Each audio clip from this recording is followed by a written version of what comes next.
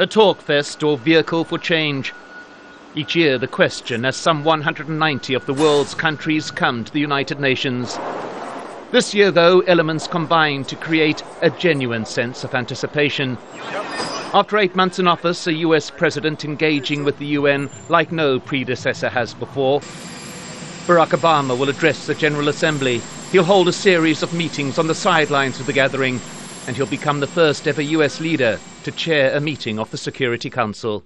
Past US administrations have tended to see the United Nations as a forum to rubber stamp decisions that have been taken unilaterally.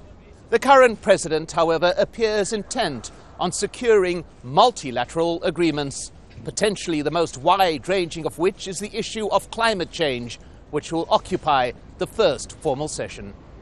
On the sidelines, Barack Obama is engaging in talks with Israeli and Palestinian leaders.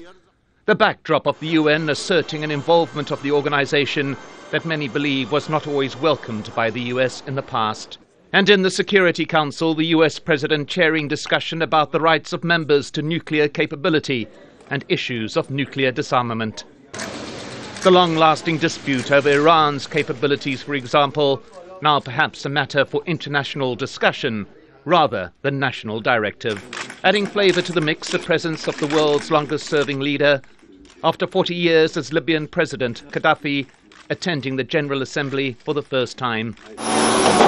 The building works underway in the UN grounds are a reflection of US-led attempts to renovate the organisation as a true international forum.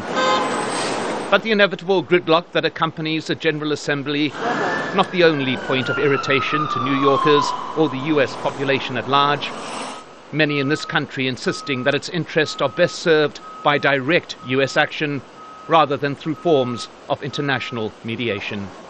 The US president will be judged domestically as well as internationally on his performance here, not least because of his professed desire to conclude the military operations initiated by his predecessor. Ultimately, Barack Obama's engagement with the United Nations is a political gamble that no US leader has undertaken before. Hanna, Al Jazeera, at the UN in New York.